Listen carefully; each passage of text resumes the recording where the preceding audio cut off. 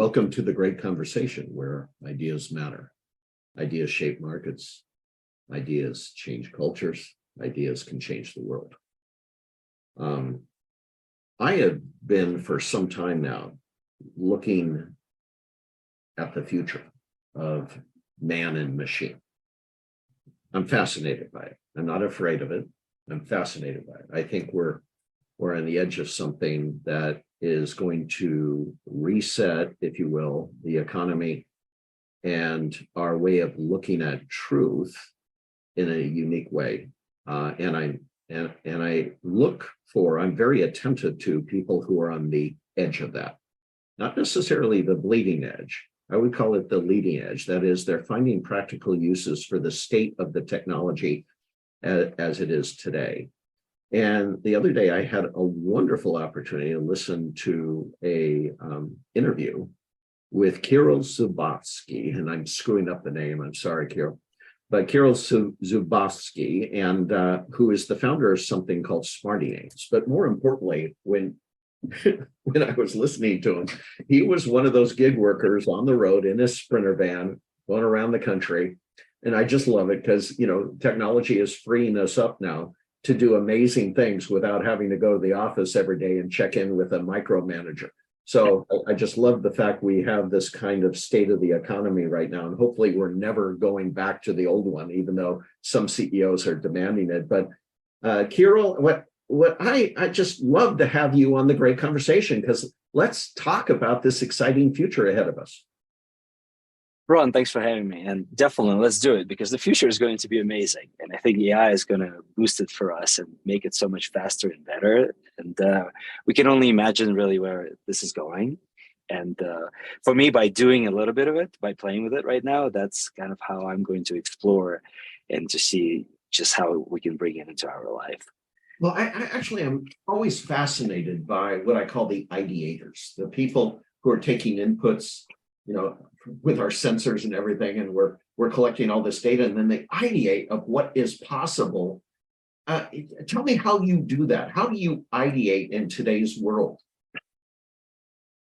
That's a great question. I think it depends on who you are, what your background. For me personally, I just try to focus on what I find interesting, what curiosities that exist in front of me. And then I try to play with it and do something with it. I really like doing things, right? As opposed to sitting around and talking about something, I prefer to jump in and build it and see what I can do. Instead of designing things, I just code things, because then I can play with them. I can click on things. And that's how I ideate. Right. Now, let's go to your original idea. You started thinking about AI. You glommed onto a number of tools around AI. Tell me how you went through the process to come up with Smarty Names.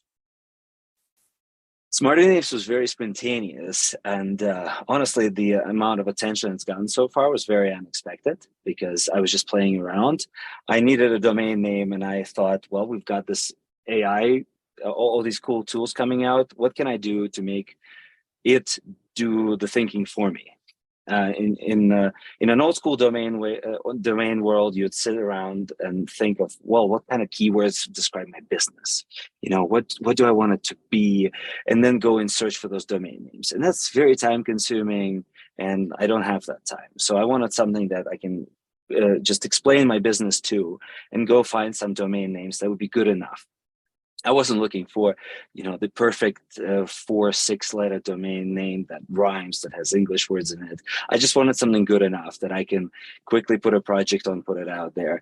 And I started building Smarty Names over the weekend, where I thought, well, let me see what I can do. And actually, when I built the first prototype, which was good enough, I asked it to generate a name for me for a tool that would help people find domain names using artificial intelligence. And Smarty Names came up. And I bought the domain. The tool generated its own name. And then when that was done, I needed to build a website for it. So I asked it to generate a logo. And I got a logo for Smarty Names using Smarty Names. And that's kind of happened really fast over a couple of days, right? And after that, I've spent a lot of time iterating on the actual guts of the application to make sure it's better. There's a ton of work left to be done. Of course, it's just the beginning, but that's the answer to your question of how I think of ideas, right? I just prefer to dive right in and do something. And it's so interesting because in my methodology, I always look at market ecosystems. They're kind of like a garden, right? There's different participants that all collectively add up to a marketplace. And there are transactions of value going on in that marketplace. And what's interesting is you are bringing together a number of different existing participants in a marketplace called domain. So you have the domain generators, right? You have the fact that the domain generators are also, glommed on a long time ago to, hey, I can help you build a website too. I can help you with email. I can help you with this and that and others. And so there's more than just a domain generator here. You also said, boy, if I can use AI to come up with the actual name, it can also create the website logo. It can also create the website content, can create blogs and newsletters associated with that website. You went through the whole market ecosystem to see if you could accelerate the path to value. That's right. And I'm already doing it for myself. So the entire Smarty Names blog is written by AI in conjunction with me. And so, I asked it for a template where I say, this is the blog post I wanted. And that gives me something which is a great starting point. Sometimes I leave it there as a blog post. Sometimes I add my own content. But that means I can go from zero to a blog post within about 10 seconds, as opposed to a couple of hours, which would normally take me if I were to write a blog post. And right now, a lot of these things are not 100%. Maybe they're 65% good, but that's actually good enough of a start in terms of websites, for example, right? Once I have a title and a blog content and an image, I can index that on Google. And all of a sudden I have 100 pages indexed and I haven't done any work. It's amazing. Tomorrow I'll go and make it better, but today it's already done. And I'm all about getting things done. I remember I once toured Facebook and I had a sign in the early days when it said done is better than finished,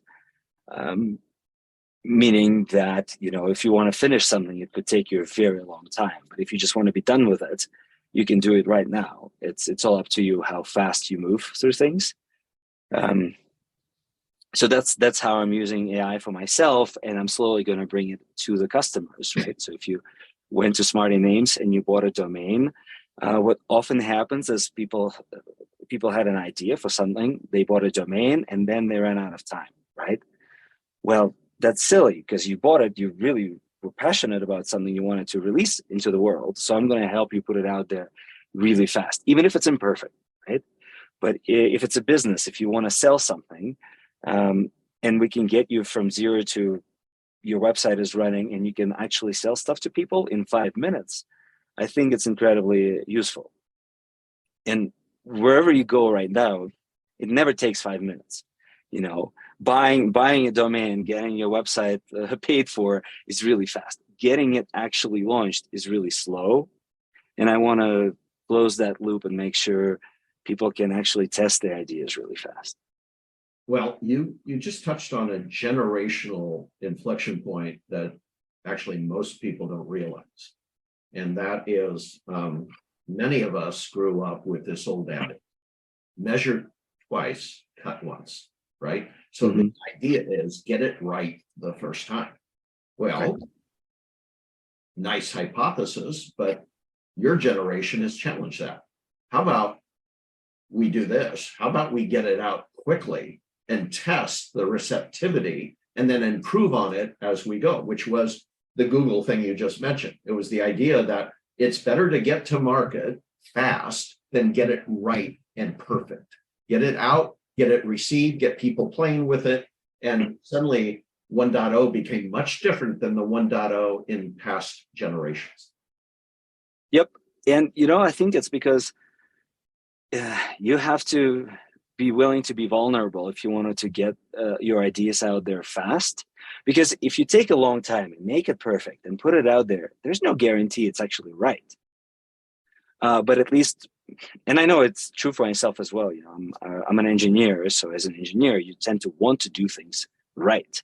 And I have a lot of brilliant friends who would spend days and weeks doing things right, only to see no results from it at the end. And it's painful. It's actually kind of painful to release things quickly. But if it doesn't work, oh well, it hurt, and you move along. But when it does, it's actually incredibly powerful and energizing. And then you use that energy to offset the negative energy that was caused by the painful experiences. Well, it's interesting because, again, as you know, I've consulted with companies on their business models, and there's always a tension you have to navigate. And the tension is, if I don't put it out there right the first time, if I don't check off the list of how I retain the rights to this idea and create a competitive moat so no one jumps on it. I remember the old days when I went up against IBM, for example, that there was an old saying that anybody choosing technology back in the day, even if it wasn't the best technology, choosing IBM, you couldn't get fired for. So IBM was a significant competitor because they had the brand name of being right, being true, being the best. And so there are competitive threats to getting your ideas out quickly. Smarty Names comes out, it's out there now. What's to stop, GoDaddy from creating the same kind of thing? So tell me how you balance, which I agree with, getting the one dot out quickly, getting receptivity, getting it off the ground. How do you balance that against competitive threats? I think it very much depends on the industry. In your case, or say we're building airplanes, we probably don't want to push an airplane out there really fast, right, and hope for the best.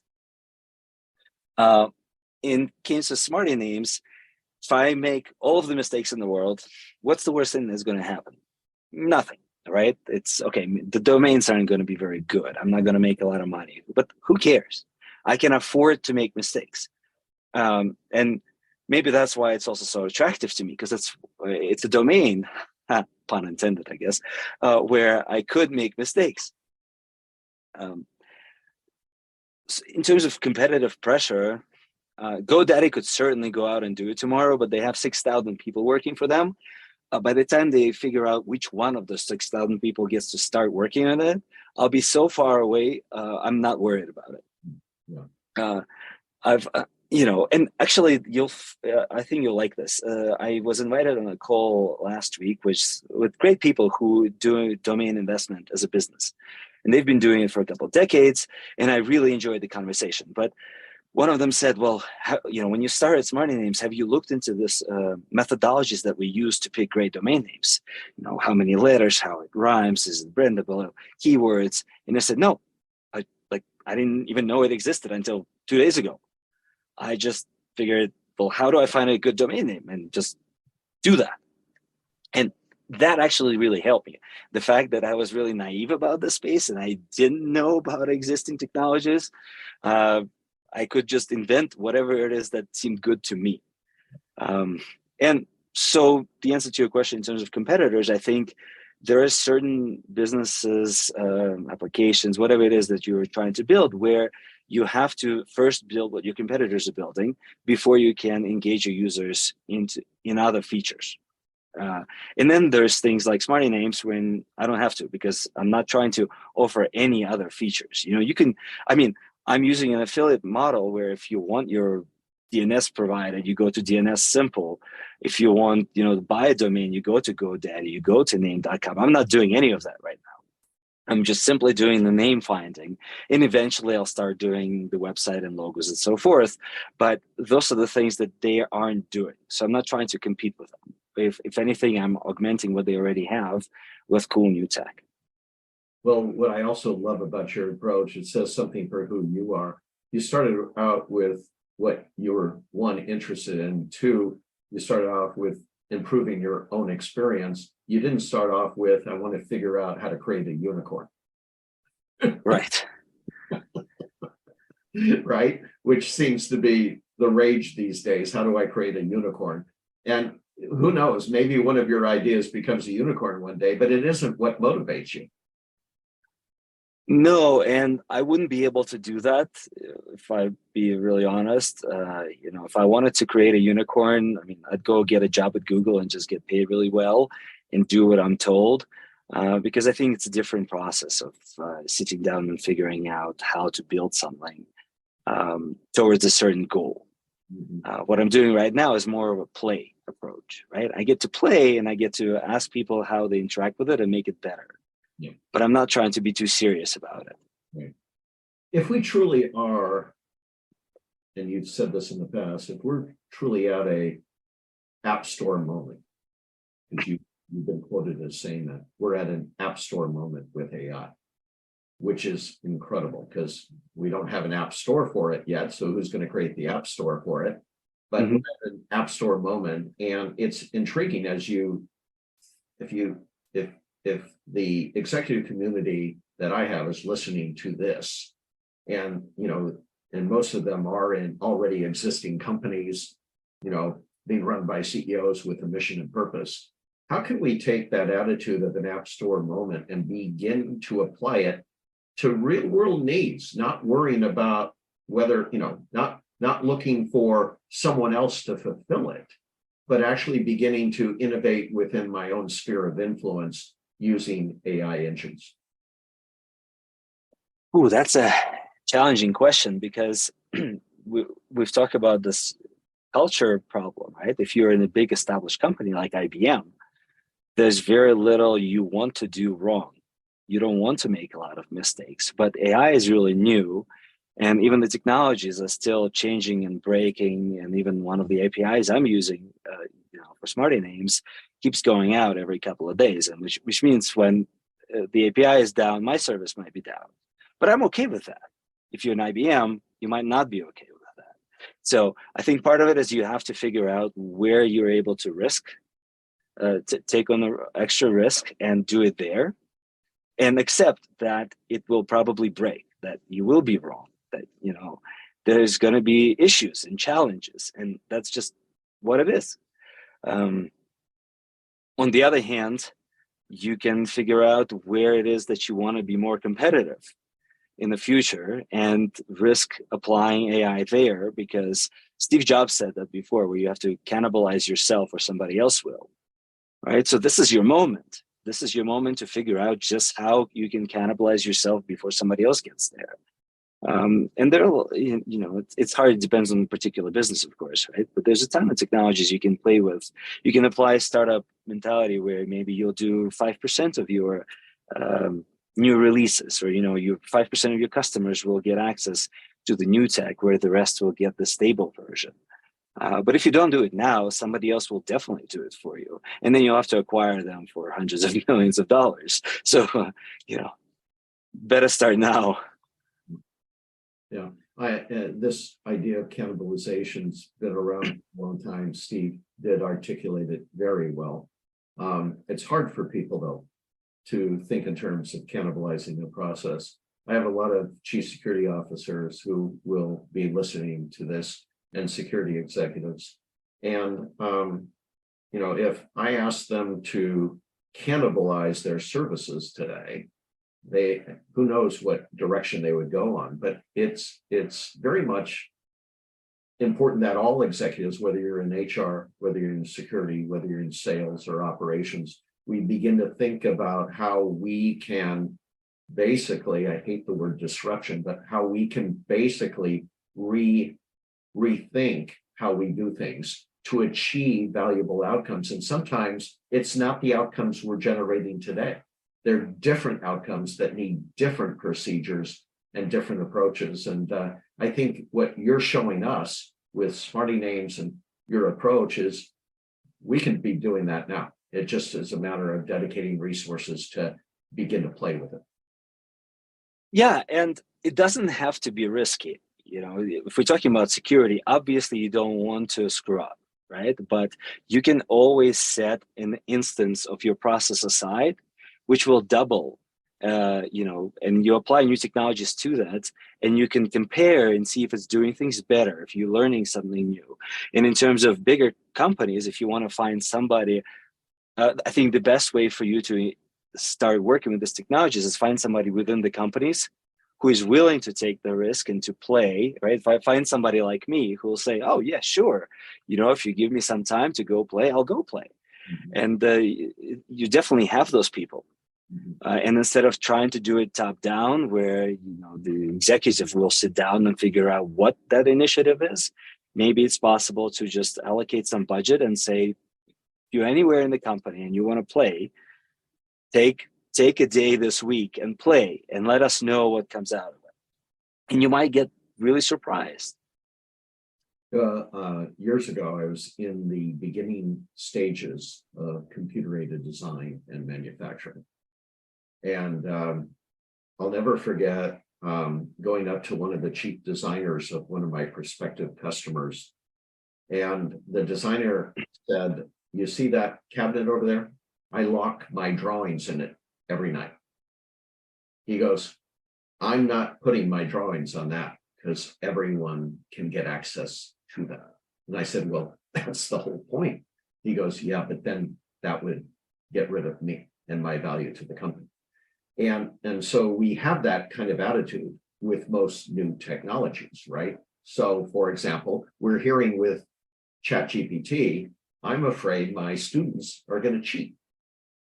So fear seems to be the common phenomenon when it comes to new technology instead of embracing it. And I was saying I wanted to test this with you. If I was a teacher today, the best thing I could do to help them embrace the future and not be scared of technology is create a new rule that says, for every assignment I give you, I expect you to go to ChatGPT. And I want you word for word to put it into your document and then show me how you improve on it and augment it and utilize it in a new and different way. And why aren't we doing that instead of worrying about how to cheat off the old paradigm? So same thing with corporate ideas, right? How do we release people from the fear of not being successful? It's probably an age-old question, and and happens with all the new technologies. But that was a great example you brought with schools, right? Why aren't we doing that? Is because we have this ingrained idea of what school is supposed to be. Actually, anecdotally, just at home yesterday, I was chatting with my wife about this. My kids take Chinese classes every night for 4 nights a week, and they were learning how to write. And my 7-year-old is writing beautifully and following instructions exactly like she's supposed to. And my 5-year-old is just squiggling lines in no particular order, but she's always the first one to finish her assignment, and she's very proud about it. My wife was, a little concerned. She's like, well, she's not learning the right strokes. She's not doing it right. And I said, look, but she's learning how to beat everyone else and still deliver legible writing. Yeah, it's not great, but it's legible. They know what she's doing, right? And so now she's faster, she's more successful, and she's still learning. So what's the problem?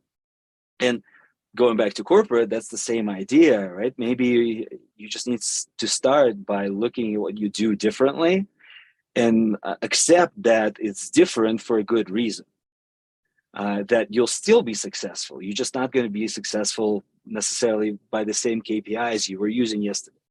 Yeah. Years ago, I read a book on, I forget the complete title. I think it was by Mark Anderson regarding the white space. And the hypothesis was that it's very difficult to innovate if something doesn't fit exactly within your current business model, right? So in fact, if any new idea that didn't fit the business model would be like a virus, and the antibodies would be the existing business model, from the CFO to the ops guy to the salespeople. They would all go and make sure that idea failed because it didn't fit the paradigm, right? So he said you have to create a white space off the grid, if you will, off the corporate grid, to let them play in that idea until you got a working model that can then either be spun off or integrated back into the business. And it went to my it went to some of the other learnings I had lots of scars on my back. I remember thinking all I have to do is teach my employees the new system, which is different than the old system. And what I found is a lot of people would rebel because they had spent years learning and becoming adept at the old system. So they act as antibodies against the new idea. And that's why many CEOs, I think, go into a company and end up firing half the executive team, because I don't think they can overcome their habitual indoctrination into the old idea. Does that make sense? It absolutely makes sense. And, if we can, let's just talk about this for a minute, because look at Twitter, right? Elon Musk just took over Twitter, fired like 80% of the people who were working there. And yet Twitter is working just fine. Nothing is breaking. There's a lot of conversation. It's growing better than ever.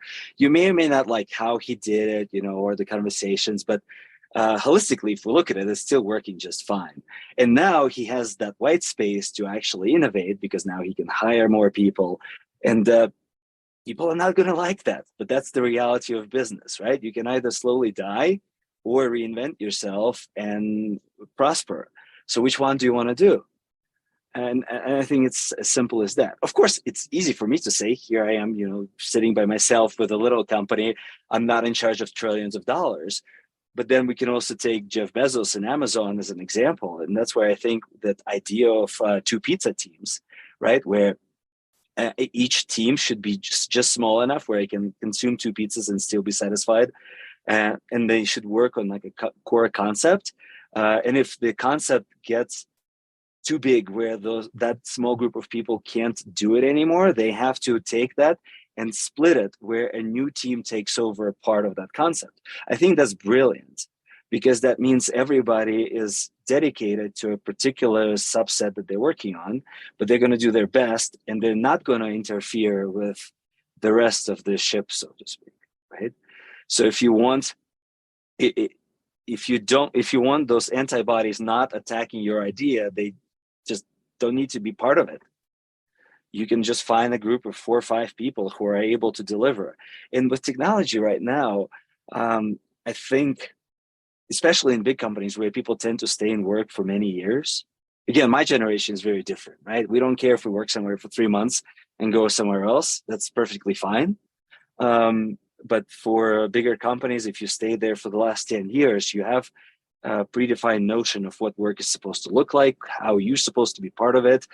And if somebody came in and destroyed it all tomorrow, it'd be very difficult and very painful. But part of that pain is necessary. But to offset that pain, if your small team takes on a small idea and tries to grow it, it's not going to be that challenging, because your challenge is going to be fairly small. And I think maybe that's a good way to start. Just find how you can use new technology in the ways to just improve your daily operations today, just a little bit, right? And that's enough. You don't have to promise to climb Mount Everest, but if you do something 5% better tomorrow, that's incredibly valuable. And if you're in a large company and half of the company just did something 5% better, that's billions of dollars overnight. Well, I have heard you say before, Kirill, that you shouldn't shoot for the moon. You should shoot for the roof. Yes. That sound familiar? Dave McClure, an investor, used to say that shoot for the moon, but land on a roof. Right? Just make sure that you set your expectations accordingly. And I thought that it's a good idea to do that, but you should actually start with shooting for the roof so that you can make incremental improvements in your own life. And financially speaking, it's a lot easier to do something bigger when you have something to start with. And I think that applies to really everything where compounding interest adds up. All right. So if you just do a little bit better every day, then soon you're going to be incredibly better. So those of you who are listening, you probably got it from the beginning that we've already assumed something, that AI is here. It has pragmatic uses. It can be applied in a number of different areas, and it's waiting for an app store. And there are people like Kirill who are not waiting for that store to be created, and they're starting to put things on the shelf. And so, Carol, I wish you the best of luck. We'll have to touch base with you in a while to see where you go next with Smarty Names and with your ideas. But I got to tell you, I can't think of a nicer and better person to be in the midst of this whole generational stream. So thank you. Thank you, Ron. It's been great.